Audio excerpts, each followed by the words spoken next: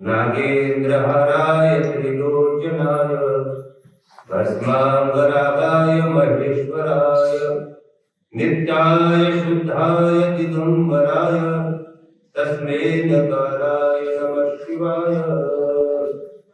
ज्या ज्या वेळेला संकट पडेल त्या त्या वेळेला फक्त भगवंताची आठवण येते, त्यामध्ये अर्थ भक्त मोडतात। दुसरा आहे तो म्हणजे जिज्ञासू, ज्याला फक्त भगवंत आहे हे जाणून घेण्याची इच्छा आहे। भगवंत आहेच का, आहे तर मग कसा आहे, कुठं आहे, कुठं असू शकतो, फक्त नुसती चिकित्सक वृत्ती, त्याला जिज्ञासू असं म्हणतात। तिसरा आहे तो म्हणजे अर्थार्थी, ज्याला फक्त भगवंत अर्थ कमवण्याच्या इच्छेनच पाहिजे। याच्यामध्ये सगळे आपण मोडतो, आपण ह्या वर्गात आहे अर्थार्थी, माझ्यासाठी आहे। कारण ज्याला सेवेभावाच्या मोबदल्यामध्ये कशाची इच्छा नाही तो अर्थार्थीमध्ये बसत नाही, पण सेवेच्या मोबदल्यामध्ये ज्याला अर्थाची इच्छा आहे तो अर्थार्थीमध्ये मोडतो। चौथा आहे तो ज्ञानी, आणि ज्ञान म्हणजे ज्याला कळलेलं आहे, भगवंताची जाणीव आहे, भगवंत कळलेले आहे, आणि ज्याला कुठल्याही प्रकारची अपेक्षा जीवनामध्ये शिल्लक राहिलेली नाही। गेले आशापाश निवारून, जगद्गुरु तुकोबारांचा प्रसिद्ध आपण प्रत्येकाच्या पाठात आहे, भक्त ऐसे जाणार जे देही उदास, गेले आशापाश निवारून, हे ज्ञानी यांच्यामध्ये म्हणतो। ज्यांच्या जीवनामध्ये कोणत्याही प्रकारची आसक्ती आशा शिल्लक राहिली नाही। आता याच्यामध्ये शंका अशी येते, जगद्गुरु तुकोबारांना प्रश्न केला, जर आशा जर शिल्लक राहिली नसेल, मग जी आत्महत्या करतात त्यांच्या जीवनामध्ये सुद्धा आशा नाही। देहावरती उदासीन होऊनच ते आत्महत्या करणं तरी सामान्य वाटतं तुम्हाला? या देहाचा त्याग करायचं म्हणजे? पण शास्त्रामध्ये आत्महत्येला निषिद्ध मानलेलं आहे। याच्यासारखं वाईट कृत्य कुठलेही नाही। जिथं आत्महत्या आहे तिथं त्याला, त्या आत्म्याला जन्मभर तृप्ती नाही, आत्मा सातत्यानं भटकत राहत असतो। याच्याही पुढे जाऊन सांगितले, आत्महत्या जिथं घडते त्याच्या अंत्ययात्रेला सुद्धा जायचं नाही। आता आपला हा विषय नाही, पण तिथं जर उदासीनत्व असं म्हणलं तर ते देहाचं उदासीनत्वच आहे। झेच लागलेली माणसाला कळ सहन होत नाही, आणि या देहाचा त्याग करायचा सामान्य नाही। याच्यामध्ये दुसरा एक प्रकार आहे, जो कंजूस माणूस आहे, कंजूस माणसाला सुद्धा देहावरती उदासीनत्व होतं। कंजूस माणूस हा कमड्यावरती जास्त, त्याला एक व्याख्या आहे, आता ती बोलत नाही कंजूस माणसाची, तो सुद्धा या देहाला जास्त किंमत देतो, मग उदासीनच होत आहे। आणि याच्याही पुढे जाऊन प्रत्येकाच्या समोर जो उदाहरण आहे तो म्हणजे 7च्या नंतर जे गटारी साफ करत येते ते देहावरती उदासीनत्व असलेल्याच प्रकार। त्याला देहाचं काही तादात नाही का, मी कुठं आहे, कुठं पडलोय, माझ्या अंगावरती कशी कपडे आहेत, किती घाण झालोय, यात उदासीनत्व। मग यांना भक्त म्हणावं का? तुम्ही आम्ही जी भक्ताची लक्षणं किंवा भक्त जे आपण म्हणतो ना, ते बाह्य लक्षणांना आपण त्याची विचार करतो, पण या बाह्य लक्षणांना जगद्गुरु तुकोबारायांनी थोडीशी चेष्टा केलेली आहे, बाह्य लक्षणांनी युक्त आहे। आपण काय समजतो की ज्यांची दाढी मिशा जास्त वाढलेली आहे, काय म्हणतो त्याला, साधू। आपण ज्यांची दाढी मिशा जास्त वाढली म्हणजे केसाळू झालेत म्हणून जर साधू आपण जर म्हणत असू, तर जगद्गुरु तुकोबाराय म्हणतात की अस्वलाला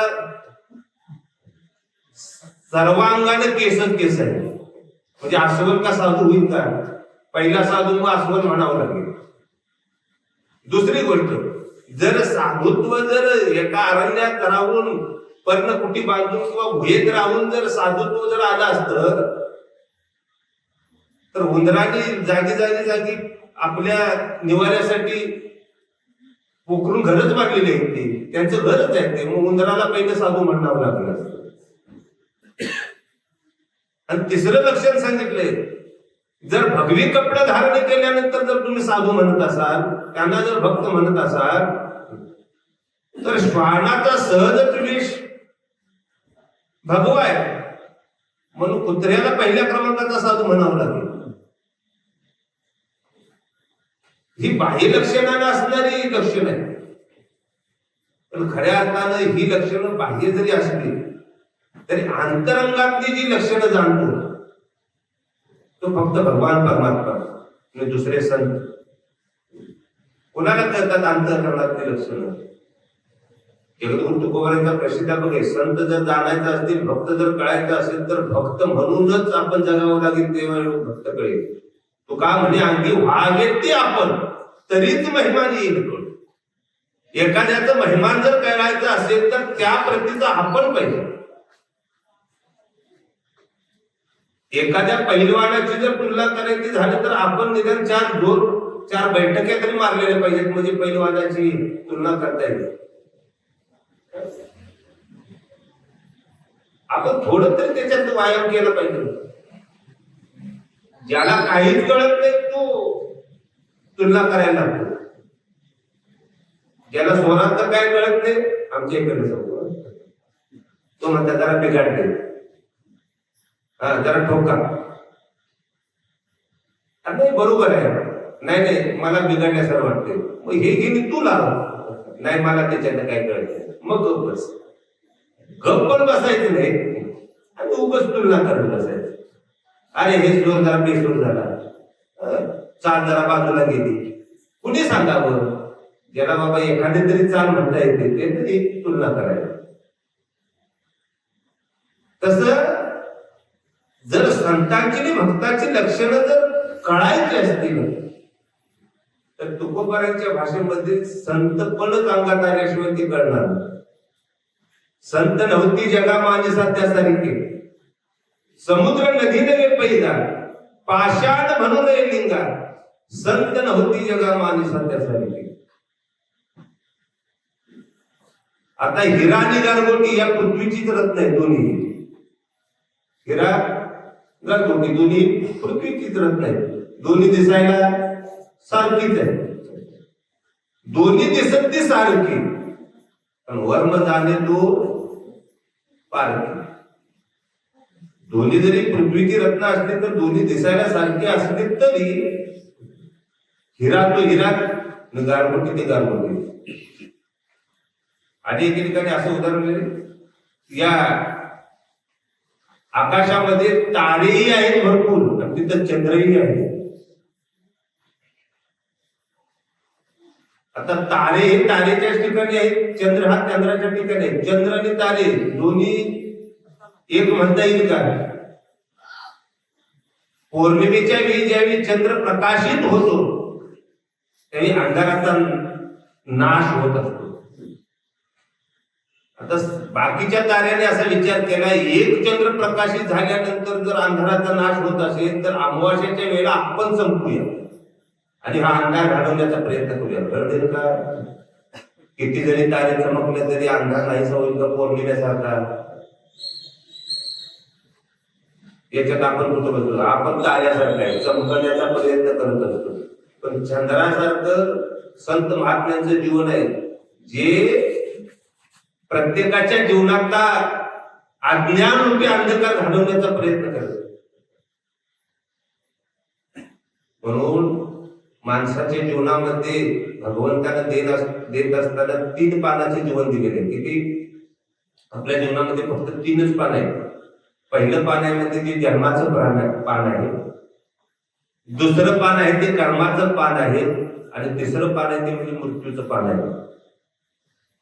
आता पहिलं आणि तिसरं पान हे भगवंताने स्वतःच्या हातामध्ये ठेवलेलं. आणि मधलं पानाला याच्यासाठी तुम्हाला मुभा दिलेली आहे. पहिलं जन्माचं पान भगवंताने स्वतःच्या हातामध्ये ठेवलेलं आहे, मृत्यूचं पान सुद्धा भगवंताने स्वतःच्या हातामध्ये ठेवलेलं आहे.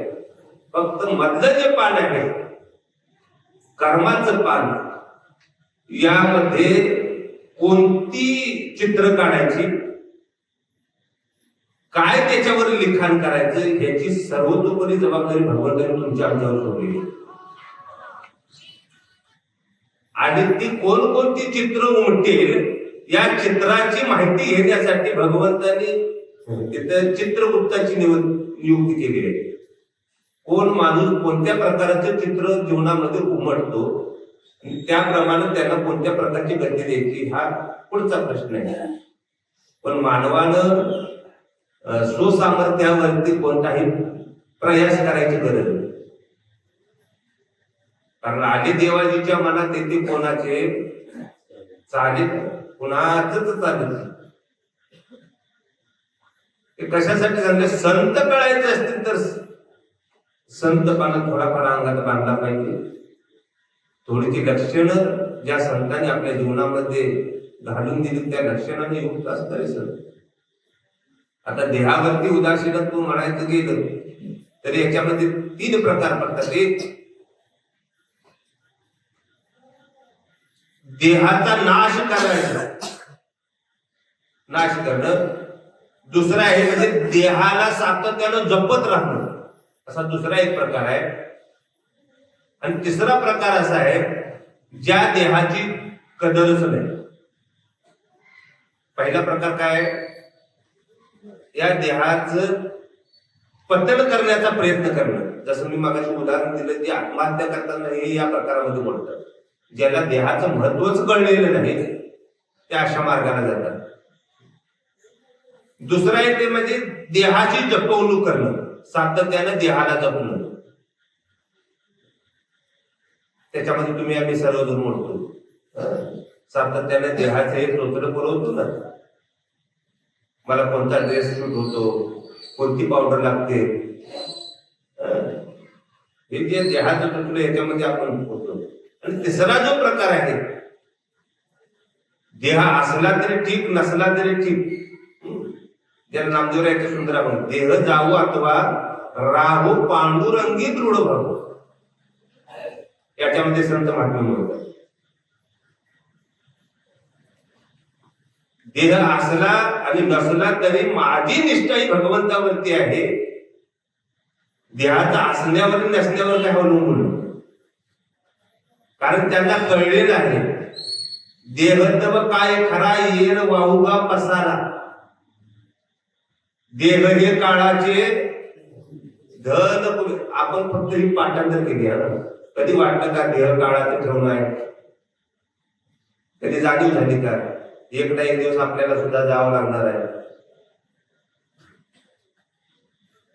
फक्त हे ऐकल्यानंतर तेवढ्या पुरतं असं वाटतं देह जाईल जाईल याशी काळोबा खाईल, हे फक्त तेवढ्या पुरतं वाटतं. पण कधी अशी जाणीव झाली का? आणि जाणीव जर झाली असती तर मग या देहासंबंधी असणारे जे वर्तन आहे ते चांगलं झालं असतं. बघा, मग मी जे प्रमाण म्हणलं इथं सर्वतोपरी सत्ता भगवंताची आहे. इथं कुणाचंही काय आधी देवाजीच्या मनात त्याच्यामध्ये हरिश्चंद्र राजाची एक कथा सांगितलेली. हरिश्चंद्र तारा राणी वाढी डोंबा घरी पाणी, दुसरं चरण आहे त्या मनात. हरिश्चंद्र राजा म्हणजे सामान्य राजा नाही, चारित्र्य संपन्न आहे, सर्वगुण संपन्न आहे. झोपताना राजा म्हणून झोपला आणि स्वप्नामध्ये आपलं सगळं राज्य दान दिलं विश्वामित्राला. मानवाचं जीवन कसं आहे बघा, झोपताना राजा म्हणून झोपला पण उठताना भिकारी म्हणून उठला. झोपत जागा झाल्यानंतर काय म्हणून उठला? भिकारी म्हणून उठला. जर एवढा सर्वगुण संपन्न असणारा राजा जर झोपताना राजा म्हणून झोपत असेल, तर उठताना जर भिकारी म्हणून उठत असेल, तर तुम्ही आम्ही कशाच्या जोरावरती उद्या मारतो? काय आपला एवढं ऐश्वर्य? एवढंच नाही, ते हरिश्चंद्र राजांची जर कथा आपण ऐकली तर असं लक्षात येईल की विश्वामित्र पहाटे दुसऱ्या दिवशी आले आणि राजाला झालेली स्वप्नाची जाणीव, ती परीक्षा पाहण्यासाठी झाली होती. हा सगळा कथा बघाय, विश्वामित्राला परीक्षेत पाहिजे होती हरिश्चंद्र राजाची. आणि मग हे दान दिलेलं राज्य असताना सुद्धा दुसऱ्या दिवशी पहाटे येऊन विश्वामित्र या राज्याबरोबर मला दुसरं काहीतरी दान दे म्हणू लागले. पण आता ज्यावेळी राज्यदान दिलं त्यावरती याच्या कुठल्याही गोष्टीवरती हक्क राहिलेला नाही. मग हरिश्चंद्र राजाने सांगितलं, या कुठल्याच गोष्टीवर जर माझा हक्क नसेल तर माझ्या बायकोवरती मुलावरती हक्क आहे ना? हो आहे म्हणले. मग विश्वामित्राला सांगितलं, आम्ही तिघही आमचा निलाव करतो आणि जिथं काय आम्हाला काम मिळेल त्या कामाच्या मोबदल्यामध्ये काय होईल ना त्याकरवी तुम्हाला दान देण्याचा प्रयत्न करतो. आणि बायको आणि आपली मुलं काशीच्या बाजारामध्ये फिरत होती. कशासाठी? आम्हाला कोणीतरी विकत घेता का म्हणून. तर राजाची जर ही अवस्था असेल तर तुम्ही आम्ही 40-50 टन घालणारे कशाला बढाई मारायचं? म्हणून संत सामान्य तुम्हाला सातत्याने या गोष्टीची जाणीव करून देण्याचा प्रयत्न करतात. हे कशासाठी कथाभाग सांगतात? तुम्हा आम्हाला त्याची जाणीव राहावी, भक्तीसाठी तुम्ही आम्ही प्रवृत्त व्हावं. कारण भगवंताचं एक वाक्य आहे, माझी ये भक्तिवीन जडो ज्याचे जियाने पण. आता पृथ्वीवरील पाषाण नसती काही. मी ज्याच्यासाठी तुम्हाला या ठिकाणी पृथ्वी तलावरती पाठवले ते जर कार्य तुम्हाला साधत नसेल तर मग पृथ्वीवरती असणारं पाषाण तुमच्यात काही फरक नाही. भगवंताचं परकड बदल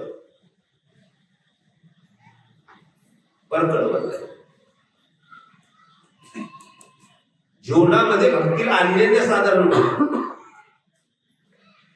आणि 4थ्या क्रमांकाची भक्ती असेल, जो ज्ञानी आहे ना त्या भक्तानं केलेली भक्ती आणि त्या भक्तासाठी भगवान परमात्मा सर्वतोपरी जबाबदारी घेण्याची प्रतिज्ञा करत आहे.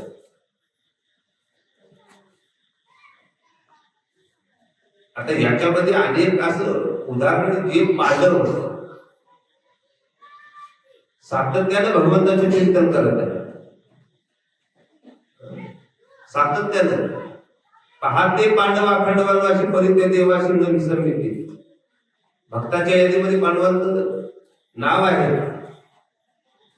रात्रंदिवस अर्जुनाच्या रोमारोमातून भगवंताचं नामचिंतन बाहेर पडत होतं, मुखातून नव्हे, रोमारोमातून. असं असताना सुद्धा पांडवांचा सहकारी पण राज्याहुनी केली दुरी. ज्या ज्या ठिकाणी पांडवांना संकट आलेले त्या ठिकाणी भगवान परमात्मा उभा आहे. लहानपणी असताना विष घालण्याचा प्रयत्न केला. बघा तुम्ही काही चरित्र वाचल्यानंतर कळेल की पांडवांना विष घालण्याचा प्रयत्न केला, त्यावेळी भगवंताचं सहाय्य आहे. द्रौपदीच्या वस्त्रहरणाचे भगवंताचं सहाय्य आहे. युद्धाच्या वेळी असं वाटतं का अजून स्वतःच्या सामर्थ्यावरती जिंकला का? भगवंताचं सहाय्य.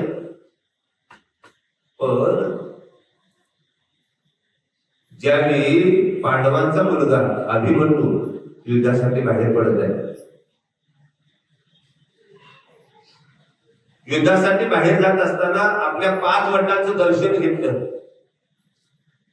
आईचं दर्शन घेतलं. त्या 6 जणांनी आशीर्वाद दिला, आयुष्यमान भव. 6 जणांनी काय आशीर्वाद दिला? आयुष्यमान भव. 6 जणांचं दर्शन घेऊन झाल्यानंतर भगवंतांचं दर्शन घेतलं.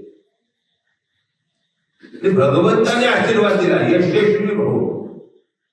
6 जणांचा आशीर्वाद एक, भगवंताचा तेवढा आशीर्वाद वेगळा, यशस्वी.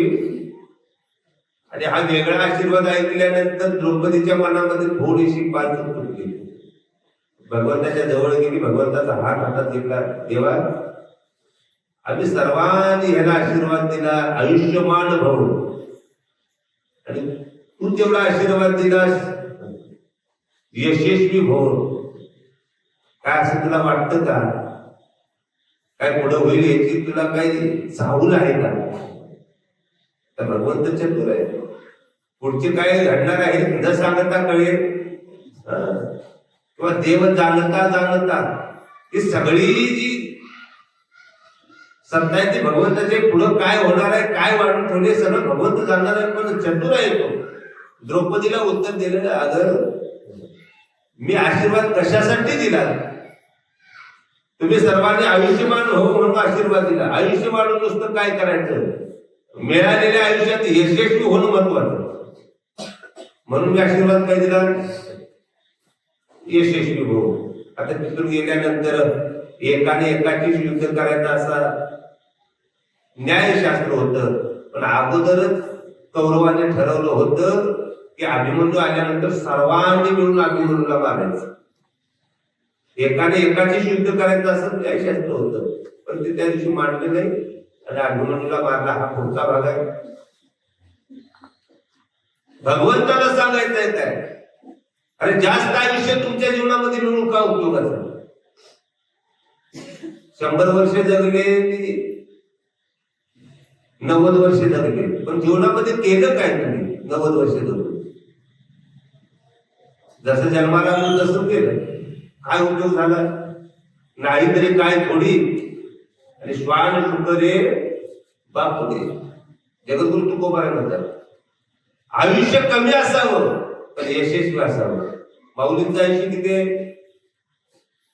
21 वर्षाचं आयुष्य आहे, पण 21 वर्षाच्या आयुष्यामध्ये अशी क्रांती केली की आजपर्यंत कुणाला घडली नाही, घडणार ही. हे कधीची आहे? 750 वर्षपूर्वीची क्रांती. तरी सुद्धा अजूनही हेवलेचे रोप लागेनेद्वारे त्याचा वेलू गेला गगनावरी, मोगरा फुलला फुले वेची ताती भरून पडी येते. छत्रपती शिवरायांचं आयुष्य किती आहे? किती आहे? 35 का 50? आयुष्य कमी आहे पण जीवनामध्ये यशस्वी. ज्यावेळी राजसिंहासनावरती बसण्याचा योग आला त्यावेळी बरेच राजे तिथं सहभागी होते. पण छत्रपती शिवरायांच्या डोळ्यामध्ये आठवण होते का सगळे आहेत त्याच्यात एक राजा जरी आला नसता तर चाललं असतं, पण आपली वडील जिवंत असायला पाहिजे.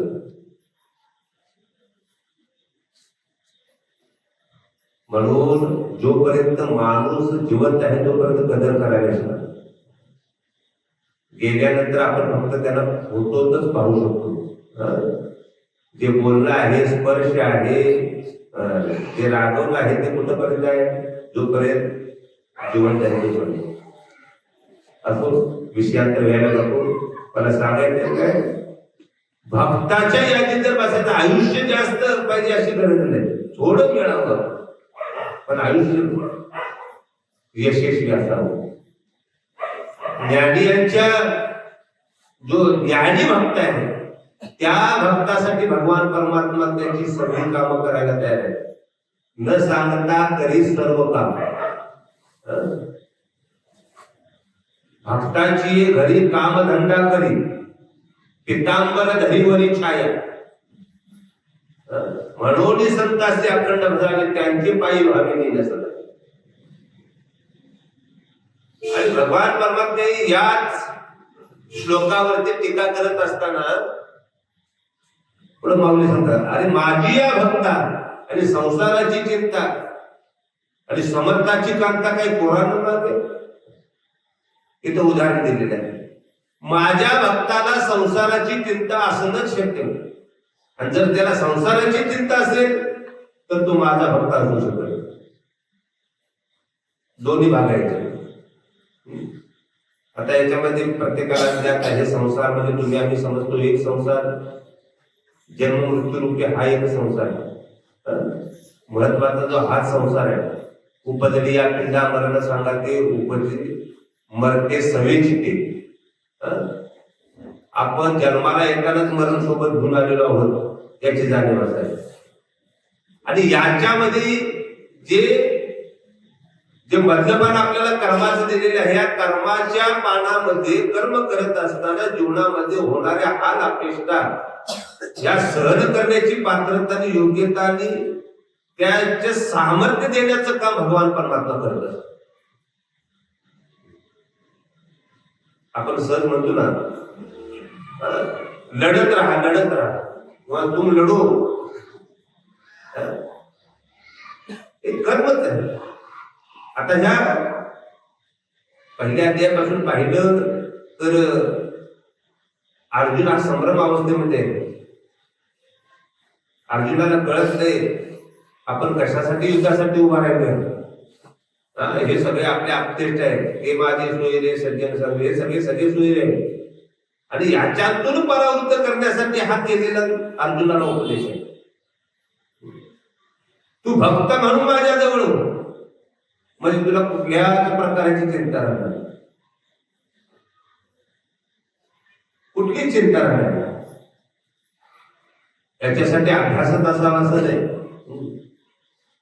चिंता ते पळाली गोकुळा बाहेरी प्रवेश भीतरी केला गे. बाळगीतेमध्ये सुंदर प्रमाण आलेले आहे. गोकुळवासियांना चिंता राहिलीच नाही, त्यांना काही ज्ञान होतं म्हणून नाही. अंगठे बहादूर असणारे गोपाळ सुद्धा ज्ञानाच्या फुल्ल कर्म करत होते. कारण काय? भगवंतावरची असणारा प्रेम ती एकनिष्ठता.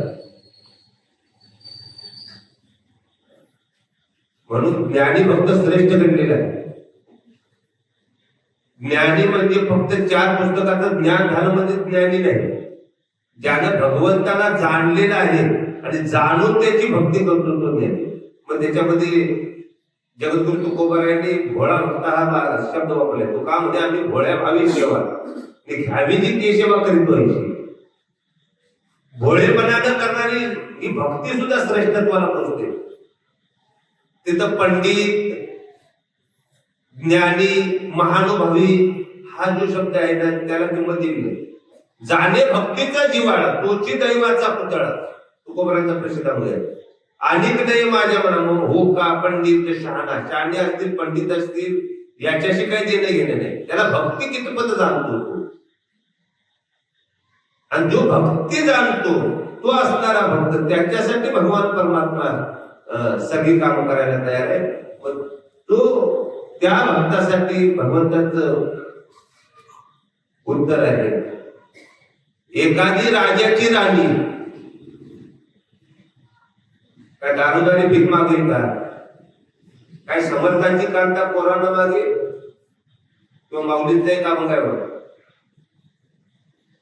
श्री गुरु सारिका असता पाठीराखा इतरांचा लेखा कोण करी. राजाची कांता काय भीक मागे, भीक मागेल का? आणि जर राजाची बायको जर भीक मागेल तर त्याला राजाची राणी म्हणेल का कोण? तसं माझ्या भक्तानं दुसऱ्याकडे हात पसरावं असं जर होईल तर माझा भक्त कोण त्याला म्हणेल? किंवा जर दुसऱ्याकडे हात पसरत असेल तर तो भक्ताच्या यादीत कसा होईल? आपण कुठं बसतोय बघा. आपल्याला सगळे देव प्रियच आहे. प्रत्येक देवाकडे आपला हात पसरलेलाच आहे. एकाही देवावरती एक निष्ठता नाही. म्हणजे इतर देवाला जाऊ नये असंही माझं मत नाही, दुसऱ्या देवाला भजू नये असंही मत नाही. पण त्या ठिकाणी आपली निष्ठा तेवढी प्रबळ असावी. जशी पांडुरंगावरती निष्ठा आहे तशी इथं भगवान शिवावरती निष्ठा ठेवली तरी सुद्धा काही हरकत नाही. कारण जे आपले देव पंचायत आपण म्हणतो, 5 देवांना आणलेलं साधन म्हणतोय, ज्याचा आता परवा उत्सव झाला ते गणेश असतील, जे आपले ग्रामदेवते ते भगवान शंकर असतील, ज्या पितृपक्षामध्ये ज्या देवाची आराधना केली जाते किंवा आपण ज्या देवाला आद्य दैवत मानले जातं ते भगवान विष्णू असतील, ज्या दुर्गा मातेचा आता काही दिवसानंतर आलेला पुढे उत्सव आहे ती दुर्गा शक्ती असेल, आणि ज्याच्या अनुषंगाने आपला सगळा व्यवहार चालतो ते सूर्यनारायण असेल, हे 5 देवतांना आणलेलं साधन महत्व. त्यापैकी कोणत्याही देवाची तुम्ही आराधना करा, भक्ती करा. भक्ती करण्यासाठी तुम्हाला मुबलक आहे, कर्म करण्यासाठी मुबलक आहे. आता इथं प्रश्न असा निर्माण होतो, हे सांगणारे कोण आहेत तर संत महात्मे आहेत. कुणाला सांगतात? जर ज्याला माणूस म्हणून जन्माला घडलेलं भगवंताने त्यांना सांगतात. का सांगतात? जर आपल्या या मानव देहाची वृद्धी व्हावी असं वाटत असेल, मानव देह जर सफल व्हावा असं वाटत असेल तर या भक्तीच्या मार्गाला लागा असं सांगतात. आणि चौथा प्रश्न असा आहे, केलंच पाहिजे का? या जन्मात करावं असं काही नियम आहे का? का करावं? प्रत्येकाला असं वाटतं ना, काय 15 दिवसात एक दिवस लोक काही काम नाही म्हणून बसले असतील का? याला गीतेमध्ये सुंदर शब्द आलेले आहेत, ज्याला भक्तीची थोडी का असं आवड झालेली आहे किंवा भगवंत नामाविषयी थोडस प्रेम जरी त्याच्या जीवनामध्ये असेल तरी त्याला भाग्यवान असं म्हणले, सुकृती असं म्हणलेलं आहे. ज्याची आवडी भजनी तो बहुती सुकृती. ज्याला भजन आवडतं, भजन म्हणजे टाळ विना घेऊनच बसावं याला भजन असं म्हणत नाही. ज्याला देवाच्या नामाविषयी आवड आहे त्याला सुद्धा भजन म्हणले. त्या भजनाची ज्याला गोडी लागली तो बहुत सुकृती.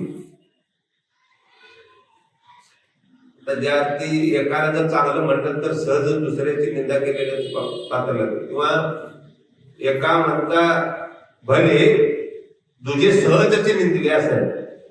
मग जर भगवंताच्या भजनाची आवड असताना जर सुकृती असेल, भाग्यवान असेल, तर ज्याला भजनाची आवड आहे तो म्हणायची काही गरजच नाही. भाग्यहीन दुष्कृती असं शास्त्रात शब्द आहे. पण त्याला भजनात थोडीफार आवड आहे, तो थोडंफार भक्ताच्या यादीमध्ये मोडत असतो. ही भक्ती ज्यावेळी उच्च कोटीची होईल त्याचवेळी भगवान परमात्मा आपल्या सहाय्य करायला येत असतो. मग कुणासाठी काय काय सहाय्य केलं प्रत्येकाला कथा माहिती आहे, किंवा उंचीची काही नाही. भगवंत हा पण जर पाहिला कोणत्या भक्तासाठी काय काय कामं केली ही सगळी यादी आहे.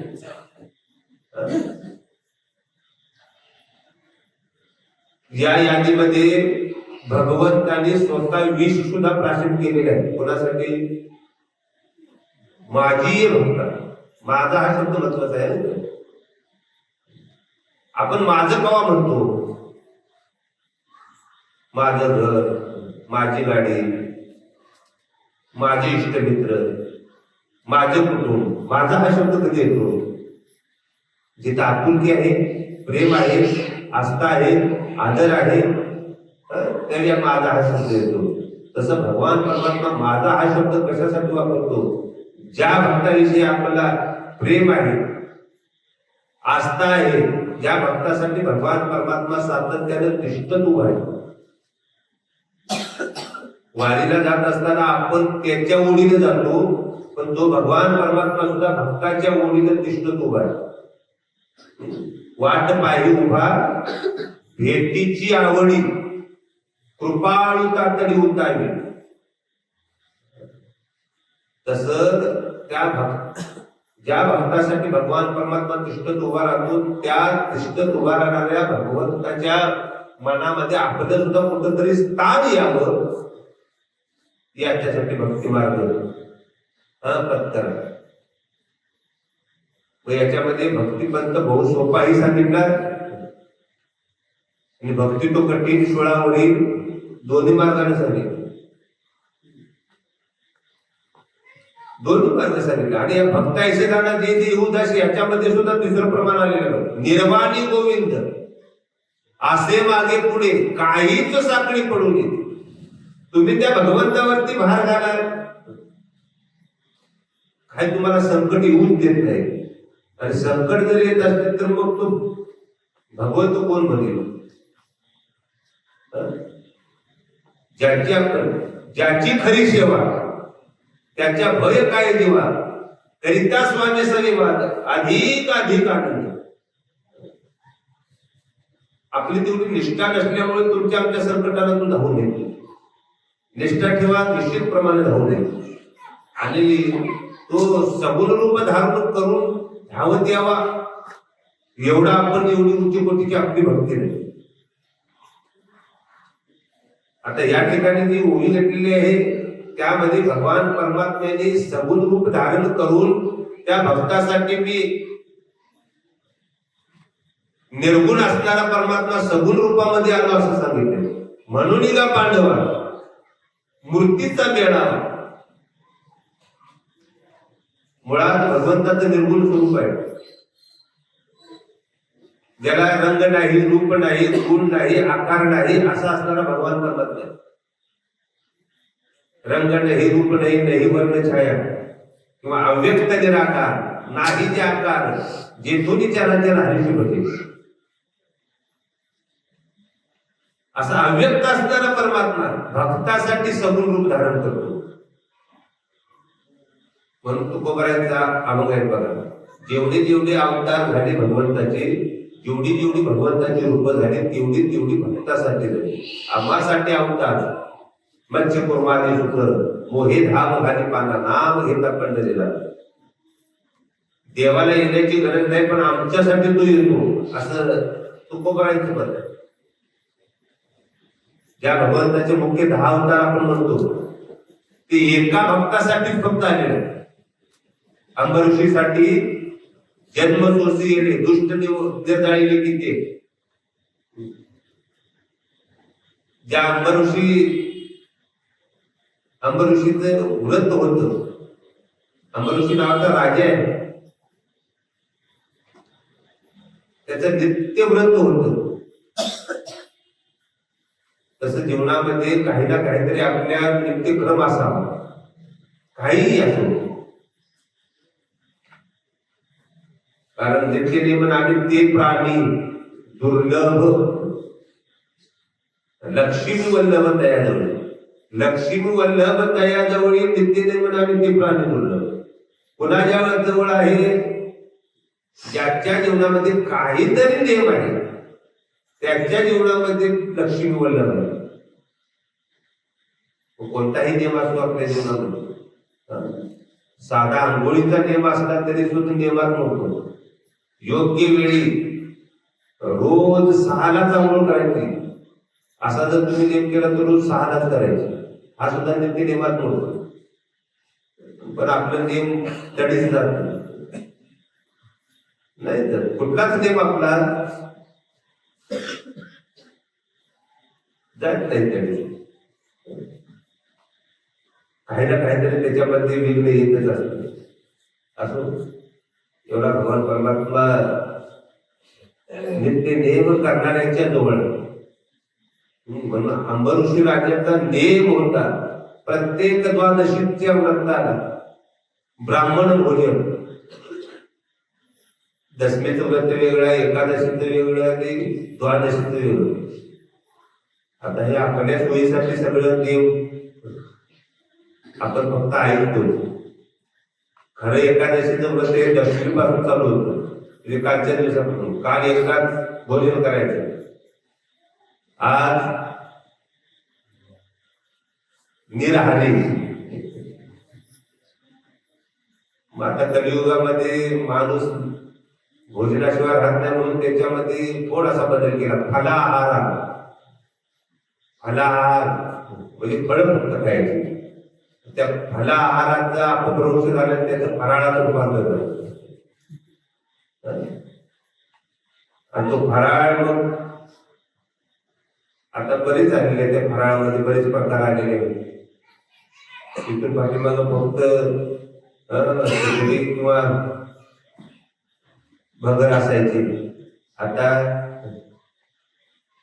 फराच्या भाकरी आल्या, फराच्या भजी आली, आणि एवढं सगळं खाऊन सुद्धा आणि संध्याकाळी प्रवचनाला जर म्हणलं तर नाही, आजचा उपवास असल्यामुळे मला कसं कसं व्हायला होतं. एवढं खाऊन मी कसं नसं व्हायला ते. आता याचा नियम असा आहे, एकादशीच्या दिवशी थोडं तरी भगवंताचं चिंतन ऐकावं, थोडं तरी भगवंताचं स्मरण करावं, भजन करावं.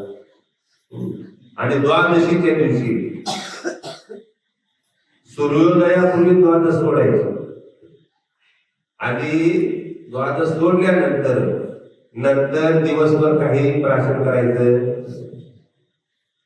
हे नियम फक्त आपण ऐकून ठेवायचं. असा हा नियम अंबऋषी राजाचा होता. आणि त्याची परीक्षा पाहण्यासाठी मला किंवा त्याच्या नियमामध्ये बिघाड करण्यासाठी एक साधू आले. त्याचं नाव आहे दुर्वास. कारण नावाप्रमाणे काही लक्षणं असतात लोकांची. तसं तो दुर्वास आला, आणि पहाटेची वेळ होती, सगळे ब्राह्मण वगैरे आले होते. पण अतिथी आल्यानंतर अतिथीच्या अगोदर भोजन करायचं नाही. अतिथीला स्नानाला लावून दिलं, तर स्नानाला गेले ते लवकर आलंच नाही. पण नेम मोडतो. मग अंबऋषी राजानं ब्राह्मणाला हात जोडून विचारलं, माझा नेमही टिकला पाहिजे आणि अतिथीचाही अपमान नाही झाला पाहिजे, असं काहीतरी मला सांगा. त्यांनी फक्त एक पळी पाणी आचमन करायला सांगितलं. जे जेवणामध्येही मोडतं आणि न जेवणामध्येही मोडतं. एक पळी आचमन. कर्म किती दुस्तर आहे बघा. कर्म एवढं सोपं नाही. कर्माचं फार अवघड आहे, क्लेश आहे कर्म. आचमन केल्याने ब्राह्मणाला मुभा दिली भोजनासाठी. एवढ्यात ती दुर्वास आली. अतिथीच्या अगोदर कसं काय जेवायला परवानगी दिली म्हणून मग शाप दिला. पहिल्यांदा जटा उठून एक कृत्या पाठवली, शाप दिला, हा गर्भवास सोसावा लागतो. मग ती कृत्या भगवंताने त्याचा नाश केला आणि मग दिलेल्या शापाचा उशाप मागितला. भगवंताने सांगितलं, शाप माग घ्या. ऋषीचा शाप कधीच मागे घेतला जाऊ शकत नाही. मग भगवंताने सांगितलं, हा शाप मला भोगायला काय अडचण. मी हा शाप माझ्या भक्ताचा मी माझ्या स्वतःवरती घेतो. दुर्वासाला दिलेला शाप म्हणजे अंबऋषी दिलेला शाप भगवंताने स्वतःवरती घेतला. हे 10 अवतार झाले. जे 10 गर्भवास आहेत ना, मत्स्य कच्चे वराह वामन नरसिंह परशुराम राम कृष्ण बौद्ध कलकी हे जे अवतार आहेत ते भगवंताने भक्तासाठी घेतले. आता मागणी पुढे उभारून कसं संरक्षण करतो. महाभारतातलं उदाहरण घ्या. 18 दिवसाच्या युद्धामध्ये भगवान परमात्मा पुढे होऊन रक्षण केलेलं. पायू पाठीशी घातला आणि आपण पुढे उभा राहिला.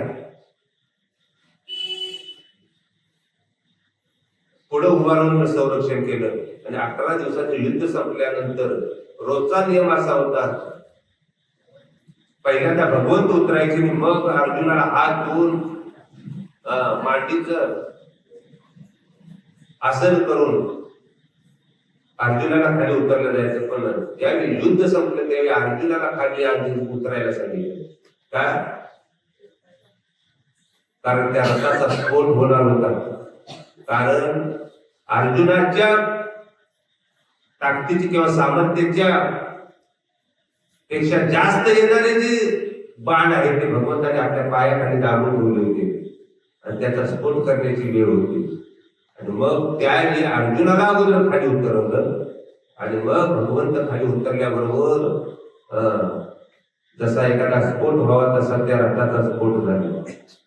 मागे पुढे उभा रागे सांभाळी आधी आघात निवाराय. ज्या नाथ महाराजांच्या घरामध्ये 36 वर्ष सेक्रेटरीच्या रूपानं भगवंताने काम केलं. ज्या जनाबाई साहेबांच्यासाठी झाडझूड करण्याचं सुद्धा काम केलं, याच्याही पुढे जाऊन भगवंतांनी त्या जनाबाई आईसाहेबांची केस विचारण्याचं काम करावं. याच्यापेक्षा आणि येऊन खालच्या तऱ्हेचं काय काम करावं भगवंतांनी? काय भक्ताची योग्यता असेल, काय उच्च कोटीची भक्ती असेल, ज्या भक्तीसाठी भगवान परमात्मा एवढा भुललेला आहे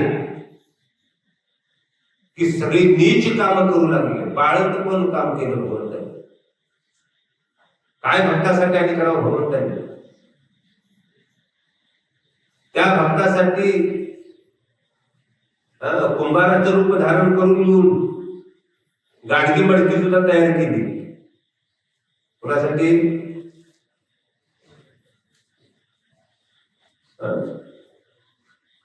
राका बंका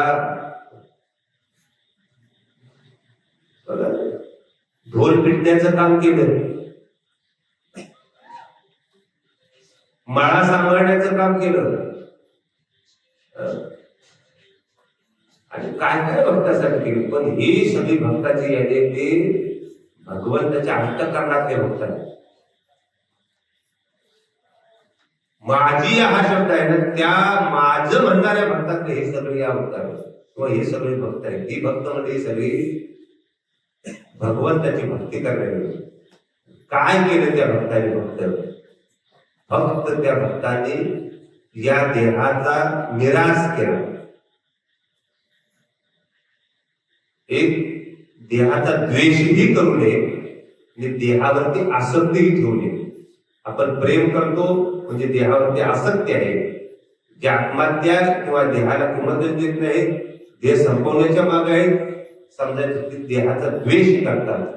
द्वेषही करायचा नाही आणि देहावरती आसक्तीही ठेवायची नाही.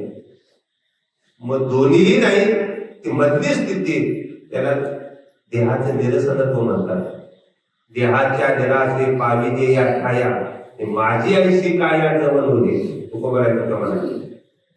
हे दिलेल्या भगवंताने आपल्याला भाडे तत्वावरती दिलेलं आहे.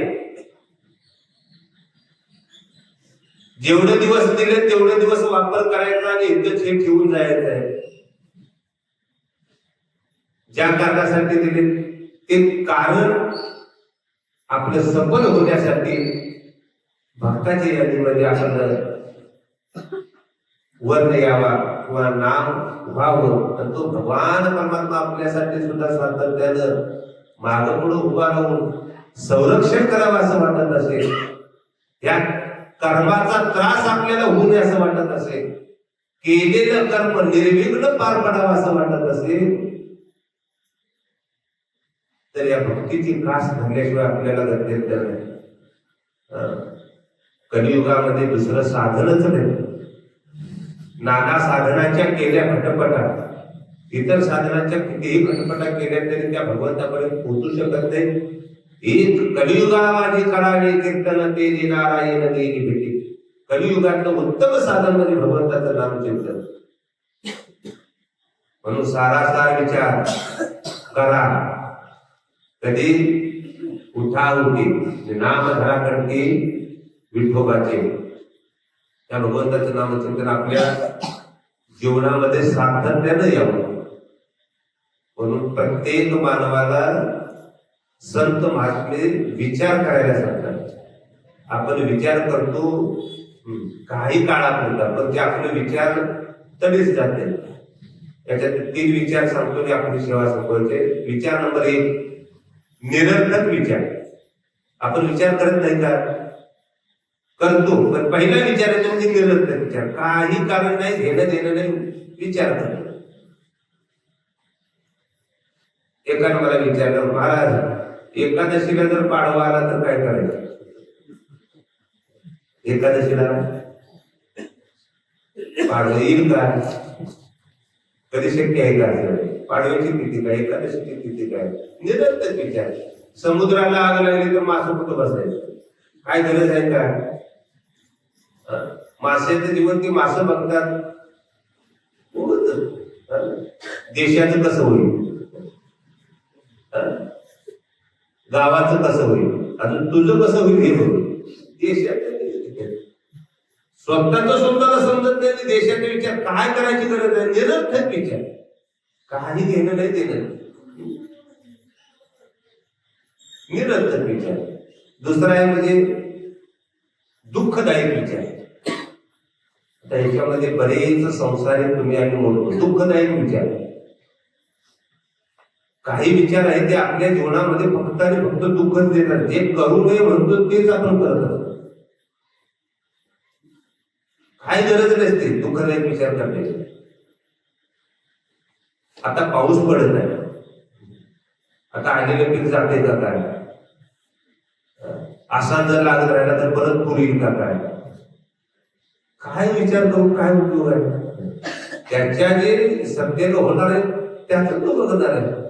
तू विचार केलास आणि नाही केलास तर याच्यावर काय परिणाम होणार नाही. कारण त्याच्या सत्तेने हे सगळं चाले हे शरीर कोणाची असते, कोण बोलवी तो हरवी, देखवी ऐकवी करणार आहे. काय गरज आहे. मला वाटते उदाहरण दिलं असेल तरी पण ऐका. जुन्या काळामध्ये काय वाहनाची सोय नव्हती. एखादी सासूर वाशिन जर पाठवायची झाली तर पायी पायी जावं लागायचं. एक सासूर वाशिन पाठवण्यासाठी जावाई घ्यायला आला होता. जावाई आणि आपल्या मुलगीला घालवण्यासाठी सासरा सोबत गेले. येशी पर्यंत गेला, येशी पर्यंत थांबले. नंतर तिथून पाठीमागे यायचा आहे विचार, पण एके ठिकाणी थांबली तर तिथं सुंदर असं पीक होतं. शाळवाचं पीक होतं, सुंदर शाळवाचं पीक आलं होतं. आता शाळवाचं पीक कुणाचं आहे, तिसऱ्याच माणसाचं आहे. पण त्याच्यावर बघून विचार चालले ह्या दोघांचा. कुणाचं, सासऱ्याकडे जावं. सासरा म्हणतो शाळवाचं पीक सुंदर आलेले चालू असेल, कमीत कमी 50 कोटी तर होती. जावाई म्हणतो किती जरी चांगला आला असला तरी 25 कोटीच्या वर अजिबात देत नाही. हा म्हणे 50, तो म्हणे 25. आता शात एकाचा विचार चाललाय कुणाचा, आता दोघांचं काय मिळत. हा म्हणे 50, हा म्हणे 25. बराच वेळ झाला तर ताज्या रक्ताचा जावाई होता उठला, सासऱ्याच्या छाताडावर बसला. आता हे प्रकरण लांब गेले असं झाल्यानंतर मुलगीनं थोडी समजूत घालण्याचा प्रयत्न केला. बाबा म्हणतात ना 25, म्हणा तुमचं काय जाते, शात कुणाचं, शाळू कुणाचं आणि पाठ घासा देव कुणाची. त्या पोरगीचं नाव होतं येशू. बाबा म्हणतो येशू माझी पाठ किती बी घासतो पण 25 कोणत्याचा तोटा कुठं सोसतो. आता कोणता सोसायला काय गरज आहे का. आता हे फक्त उदाहरणादाखल आहे. तुमच्या आमची सुद्धा हितावस्था झालेली आहे. दुःखदायक विचार करण्यामध्ये जास्त जीवन झाले. आपल्याला जे दुःख आहे याच्यापेक्षा दुसऱ्याचं सुख पाहून आपल्या जीवनामध्ये जास्त दुःखी आपण आहे. हे थोडस विचार बाजूला सारून तिसऱ्या क्रमांकाचा जो विचार आहे त्याला सारभूत विचार असं म्हणतात. ज्याला विवेक विचार असं म्हणतात. विवेक म्हणजे सार काय, आसार काय, सत्य काय, असत्य काय, खरं काय, खोटं काय, चांगलं काय, वाईट काय, काय केल्यानंतर आपल्या जीवनाचं कल्याण होणार आहे, काय करावं काय नको, हे सगळ्या विचाराची क्षमता भगवंताने तुम्हाला आम्हाला दिलेली आहे. पण या गोष्टीचा आपण कुठून विचार करत नाही.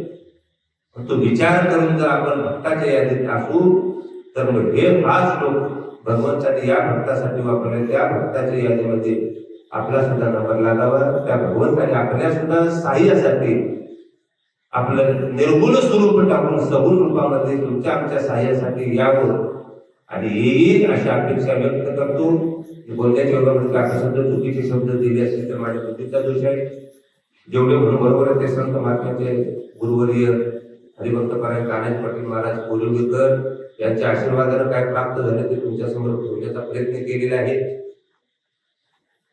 झालेली वेळी बापू सेवा तुम्हाला सर्व श्रोते मंडळींच्या चरणी, ग्रामदैवत असणाऱ्या महादेवाच्या चरणी, ज्ञानानं वयानं थोर असणाऱ्या सर्वांच्या चरणी सेवा समर्पित करतो. मी सेवेला विराम देतो. पुंडलिक वरदान श्री ज्ञानदेव तुकाराम वासुदेव आता विश्वास केले येते मागे ते कोशाने कोशोळी मत जारे पसाय